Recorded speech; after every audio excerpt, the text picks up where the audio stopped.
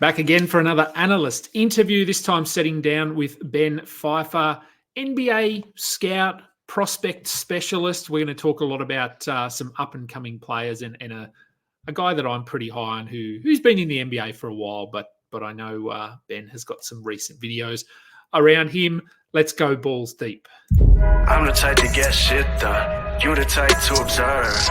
March Madness on my speakers, but today's November 23rd. Got something loud in the blunt, yeah. I don't say what I want, yeah. Probably somewhere sunny getting tan. Foreign women in the sun, yeah. That's all that I need. That's all that I need. That's all that I need. Got my brothers with me. Got my brothers with me, and my mama's healthy. That's all that I need. Welcome to the Balls Deep podcast, brought to you by Fantasy Basketball International. I'm your host, Adam King, at AdamKing91 on Twitter. Another analyst interview today. As I said, joining me is Ben Pfeifer. Ben, first time on the show, first time even speaking. So I love these ones because the questions that I'm asking, I won't know the answers to. So I'm finding out as the people are finding out. Thanks for jumping on. No problem. Thanks for having me. That's where the fun hopefully would come from. It would be no fun if you knew all the answers. So that's right. That's right. No, I'm always down to talk hoops, and my experience with I always enjoy talking to fantasy people. Specifically, I mean, the only fantasy guy I know is also an Aussie, Josh Lloyd, my buddy. But yeah, I don't know if they're all. I don't know if the only fantasy basketball people are Aussies, but like. Not all of us, but there are more of us. We're growing. There's probably a good 10 now. So yeah, but Josh is sort of the top of the tree, and then we're all just climbing that tree. Fruitlessly, I think. We're not going to get to where he is, but he helps. No. Yeah. So I guess we'll start at the top in terms of basketball. As I said, you are really sort of deep diving the young prospects, and that's what you do. That you look at how they might turn out. Are they going to be good players? Are they not? How did that come about? Like, was this an interest that you had as a young kid, or something that you grew into as you got older? Yeah, so I always liked basketball, and like I played growing up. I played in high school, and at some point I realized like. I'm not going to be good enough to play at any high level and make money off of it. So maybe I'll find some other way. Maybe around like 2018, 2019, I just like came across a bunch of like the, OG, like quote unquote, like draft Twitter people, and like kind of, I always liked the draft. And then I always followed like ESPN and like all of like the draft stuff that, was on TV or whatever. And then I saw these people like, who did it at such a different level, and I'm like, holy crap, like this is like there's so much more here than I had any idea about. And I just thought it was cool and decided to emulate it. And I'd say it took me a while for me to get to a point where I would consider myself, I guess, quote unquote, like good or smart or have good content. But yeah, I've always really enjoyed the prospect and development side of things, and especially now. I mean, I love all kinds of basketball. I enjoy watching the Olympic hoops or whatever, but the prospect development side of it has always been so fascinating to me. And it's been cool to really get into it on a much deeper level these days and share it with people as well.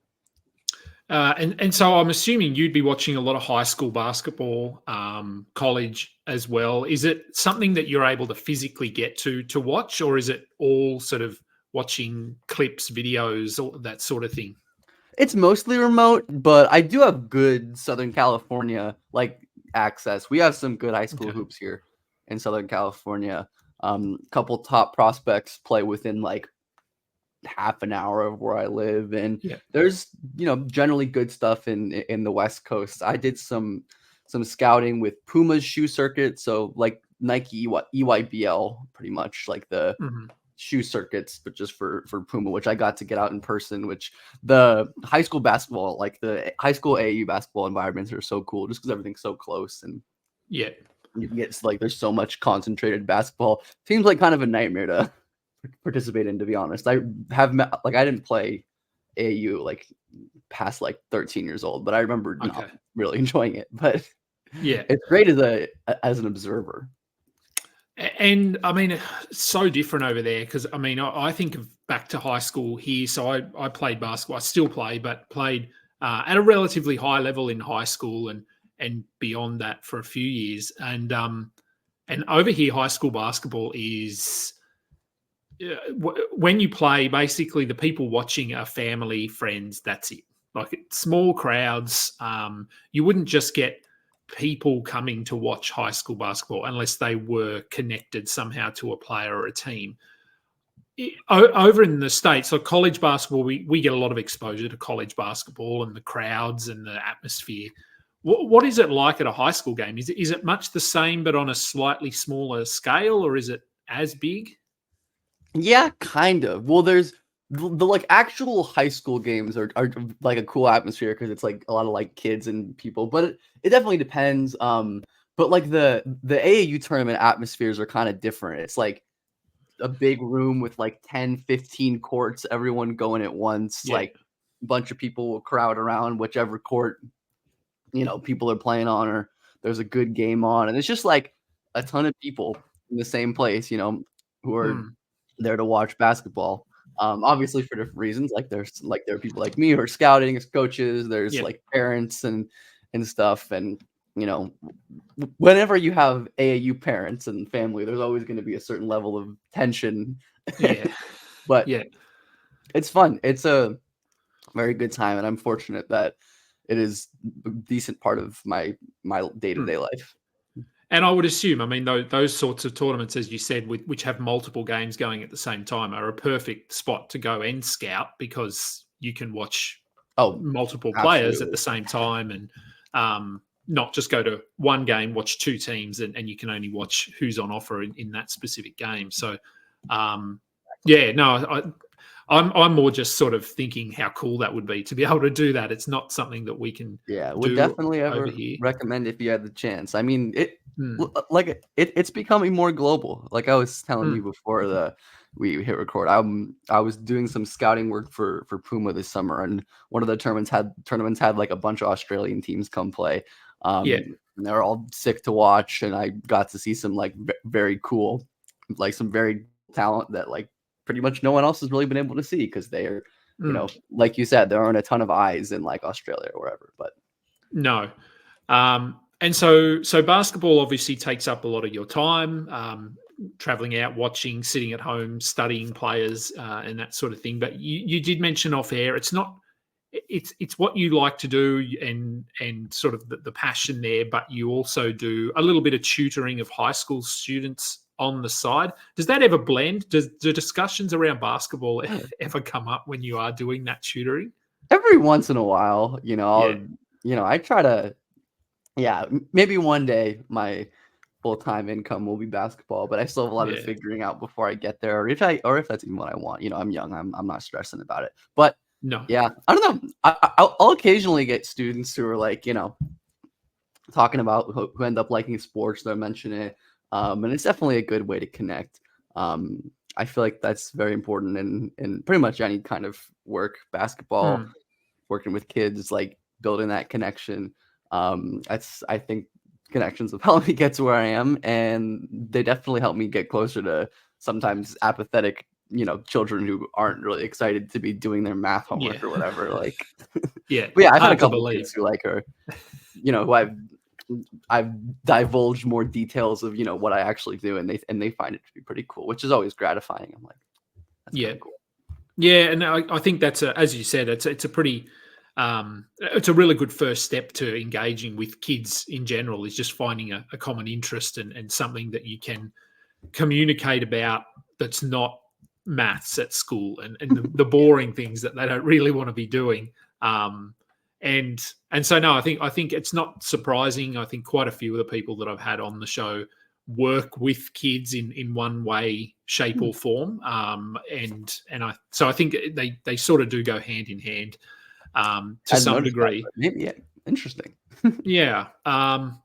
So when you're not doing your basketball stuff, when you're not doing your tutoring stuff, what does life look like for you? So what do you, I mean, if like me, my hobby is fantasy basketball, so it becomes sort of more than a hobby. But do you have anything else that you like to do other than going and watching basketball? Yeah, no, I certainly resonate. You're right. It's like the work blending into what you do for fun. So it's like sometimes I'll be like, oh, I want to watch basketball for fun, but I'm like, I'm burned out of it, so I'm gonna do something else. But no, I definitely agree with that.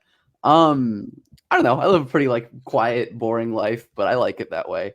I spend a lot of time in the sun, in the water. Like I said, very, very fortunate in like to be in a place in Southern California where I have lots of access to good nature and spending like a lot of time outside. So I do that when I'm not inside watching basketball. I'm moving around in the outdoors generally.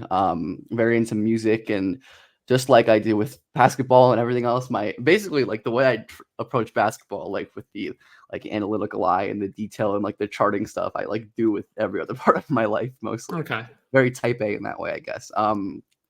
Yeah, I like music a lot. I just have a bunch of like random niche interests. I'm a big fan of reality TV, but only specific kinds. But that's about it. Yeah, like I said, don't do very much, but I prefer it that way. I enjoy living a quote unquote not very exciting life sometimes because it's fun. Okay. Yeah. Oh, yeah. Look, it's you go hand in hand with my wife. She'd love it if she could just sit at home and not see anyone. And I mean, she likes to see people, but sure, every once in a while, she likes that on your own terms, quiet life, and which she isn't getting at the moment. Actually, she's off doing a work thing for 6 weeks, so she's really out of her comfort zone at the moment. So music, I suppose. I'm assuming, and I mean, my LA is somewhere I've never been. California is somewhere I've never been. What is the music? My knowledge of that area of the world is from movies, really. Like that, I watch movies and I go, okay, that's what life is like in California or LA or whatever. And so, to me, the music scene would be pretty vibrant and buzzing in that area. Is that right? Yeah, it's great. No, a lot of people are like, oh, wow, you live in like Hollywood. And it's like, technically, yeah, but I also like grew up here, and I think it's very different for like people who like come to Southern California for like some kind of industry thing versus I'm like, yeah, I'm just kind of from here. But no, the music scene is great. Tons of concerts, which I always say I need to get to more, but I need to get to more. Tons of like, good live music. And yeah, it's like very, very cool. A lot of people, you'll meet a lot of people who like make music, which is very cool. If I was if I like was not doing basketball or like could give it up, aside from like maybe some other things, I would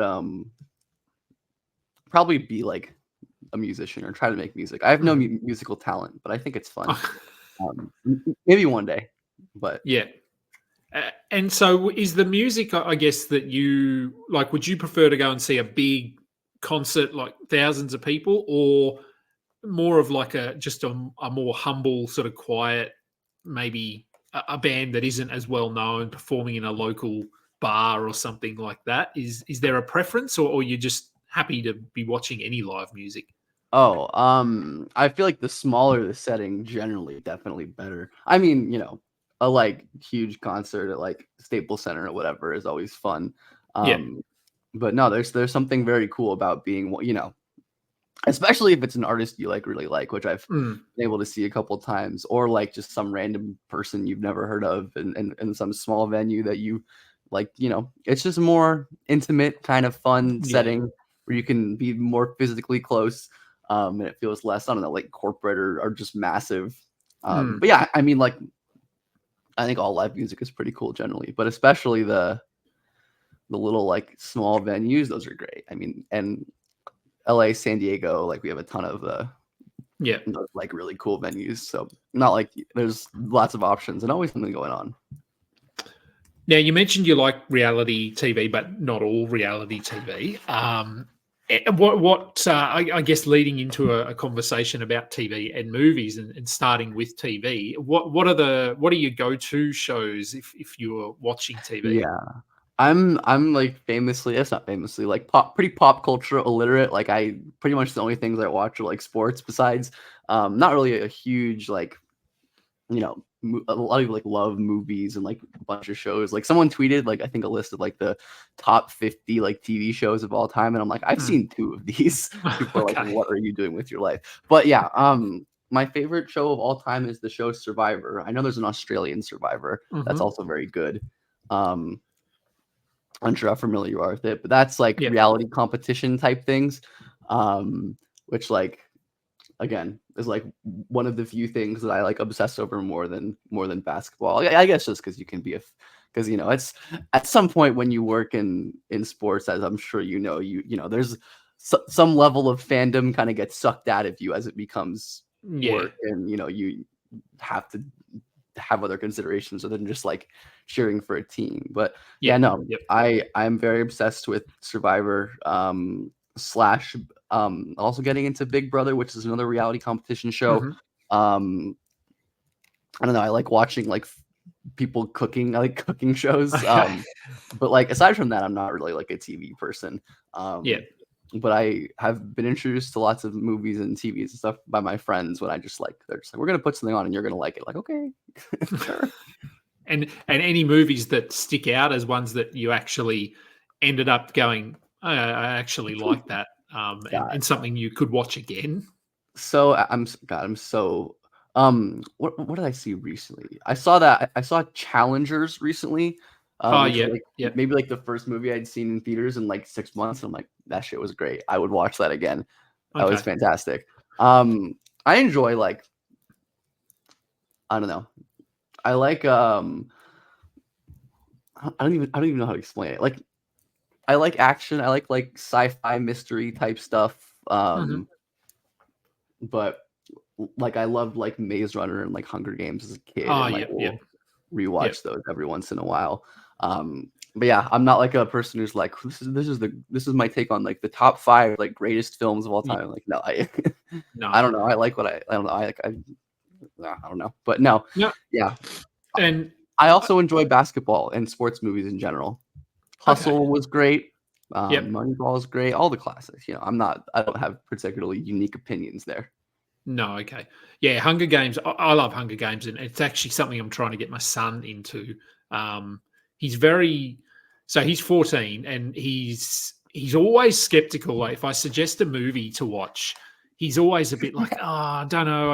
And I would say anytime I've suggested a movie to watch, we watch together, he ends up liking it and he wants to watch it. Well, yeah, you got to get him into that though. But yeah, he's still hesitant for whatever reason. He still doesn't trust that it's so good. He'll see the light one day. He will. And so like it, and then he'll like it. Hunger Games is and Maze Runner, as you said as well. I think both of those he'd like, but time will tell whether I can get him into them. Food. Is food sort of a big part of your life, or you're just one of those people that eats because you have to eat? I think those people are psychotic. The people who eat because they I love food. I eat a lot of food. I make a lot of food. I like I mentioned earlier, chart a lot of food, like writing, like, you know, listing and like ranking the things that I eat. But yeah, no, I like all food. I did not really eat much as a kid, and then I at some point in my life was like, I'm just gonna eat everything. Okay. There's a lot out there to eat. Is there a favorite? Like, have you got a cuisine or I guess a specific food that is I guess call a favorite? I can give you some favorites. I love like any kind of like raw fish, pretty much seafood, which lends itself to a lot of like Japanese, which I really enjoy. Like I love like Lebanese, Middle Eastern type food, like the Mediterranean stuff. Absolutely fantastic. I don't know. I could just like list off a bunch of places. Like I love Mexican food. We're kind of spoiled for that in Southern California. Those are a big 3 that come to my mind that I really like. But yeah, I love all food. It's great. Yeah. And last one, travel. So I mean, because they sort of tie in together. If you travel, you often get to experience new food. Is traveling something you've done a lot of, either within the United States or internationally? Yeah, I've been to like a ton of states, but I have not been much internationally. I went out of the country for pretty much the first time in my life last year. Okay. After I graduated college, I'm like, I have no more excuses. I have, money saved up. I don't have school anymore. I'm just gonna go hang around Europe for a little bit. And it was great. I ate a lot of insanely good food. Like I said, a lot of insanely good seafood, just unreal. Absolutely unreal. But yeah, I love traveling and I should do it more. I always say I should do it more, but I'm happy that I'm always happy when I can do it for basketball reasons too. I have through this work met a ton of cool people and made a ton of good friends who live all over the country and the world. And it's always fun when I get to go see them, whether it's like for a basketball event or something. But yeah, I very much enjoy traveling. Even just people are always like, oh, people in the US don't understand how big the US is. And it's like, yeah, this place is pretty enormous.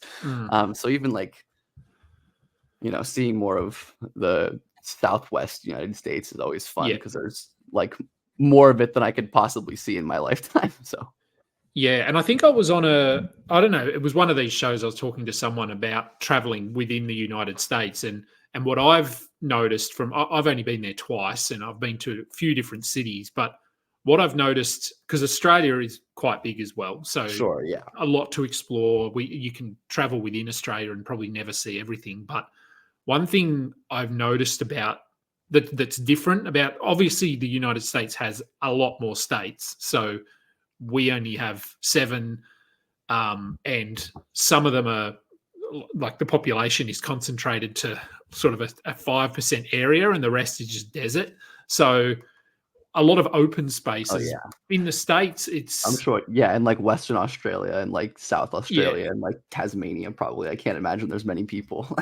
No, that's right. And so you can travel, but often it's a really, really long distance to get from sort of one hub to the next. Whereas straight through the outback, it's like a 3-day trip across, and I know distance-wise very similar in the States, but you hit more towns and things like that, I feel like, over there. And one thing I did notice, is that the different areas of the United States are not only different geographically, but the people are different. The food is different. So you go from one city to the next, and it's almost like you are traveling internationally because it just changes. Whereas here in Australia, you travel anywhere up the East Coast, we're all pretty much the same. There's slight differences, but you go from California to somewhere in Texas, up into Chicago, Boston, down to Miami, somewhere like very different people, different, even the accents are different. People are very different. Yeah. There's a ton of cultural diversity here, which is cool. Yeah. So I think that would make traveling internally within the United States an experience in itself, because you can go and try all this different food, depending on the culture and that sort of thing. So no, I think that's a huge positive for me. That would be to live in the United States. So much good regional food in this country. It is. It's like, what does like American food look like? It's like everything. Absolutely everything. Yeah. So no, that's one thing that I've really enjoyed that when I go over there. It's just anywhere I go, it's different food. And so much like you, I just love food. So I like going anywhere. Anyway, no, look, that's sort of it. I think we've covered everything. Again, thanks for jumping on. People can obviously find you on Twitter, but I guess a little bit of a self-promotion here. Just let people know what you've sort of got going on at the moment and where they can find you and reach out to you. Yeah, thanks for having me on again. Always enjoy chatting, and I enjoyed the talk. But yeah, right now I'm mostly doing stuff on my YouTube channel, which is just my name, Ben Pfeifer, trying to grow it. Doing a lot of fun stuff with like throwback scouting reports, which people seem to really like. Like we were talking about earlier, I did a LaMelo one recently. Who is one of my favorite players of all time, and someone who I think is a fascinating development story, and just his kind of basketball path to where he, was and to where he is now is pretty much like nothing we've ever really seen. So yeah, I do a lot of throwback, as well as just like, future draft, occasional like NBA stuff. I'll like look back at rookies, sometimes focusing on prospects, but still enjoying that. And then I have a couple like other places I write occasionally: Sportskeeda, Hard in the Paint Sports, stuff for Puma, Pro 16 League, and wherever else. So all of that'll be in like my Twitter bio or whatever. Like if you can't find something, it'll probably be on my Twitter. But yeah, lots of basketball content, working on draft stuff for 2025 draft. Like I said, watching a lot of old prospects, which is always really fun to go back and look at guys and see how they turned out.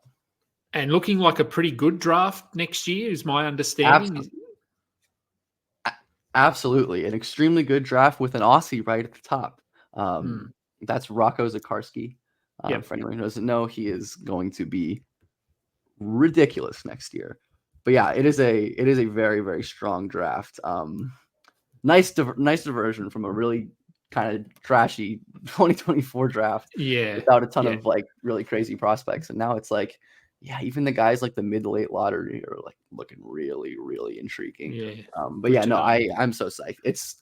The draft is going to be so much better. I badly needed it to come. And I'd been doing like 2025 draft stuff on the side for like, and that's also like part of what I like about doing high school and prospect stuff. Like, is that it's like, oh, there's like no good prospects in this draft. I'll just go watch this like insane prospect, 15-year-old who's going to be top 5 pick in 3 years. So that's kind of what I'm doing. I'm rambling, but no.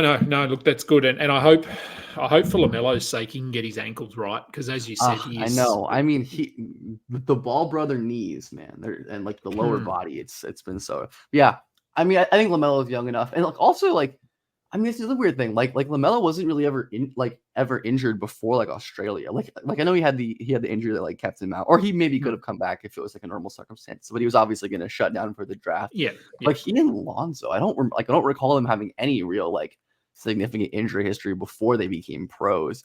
So hopefully, I mean, LaMelo is young enough to where it's like because I have so much belief in him. It's like not only obviously I loved him as a prospect and I loved him as just like a high school basketball player, but I think he's very underrated. And I think what he did last year in like 20 games was pretty ridiculous. And I really, really hope he's healthy. Yeah, no, fingers crossed. This is the year that he can stay healthy. So no, look, thanks again for jumping on the show.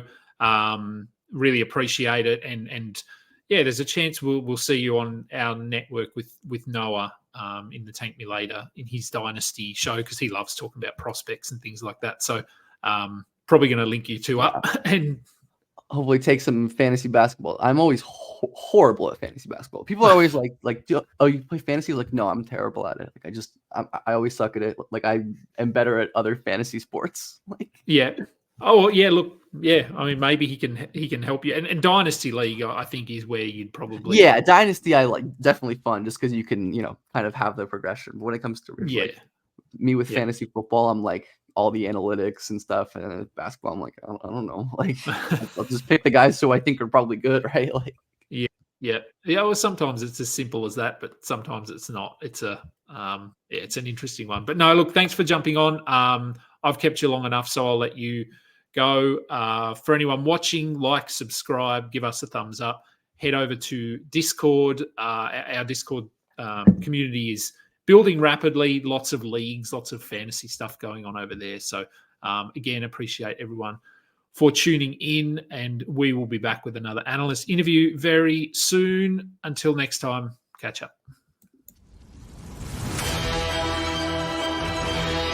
You just listened to another episode from the Fantasy Basketball International Podcast Network.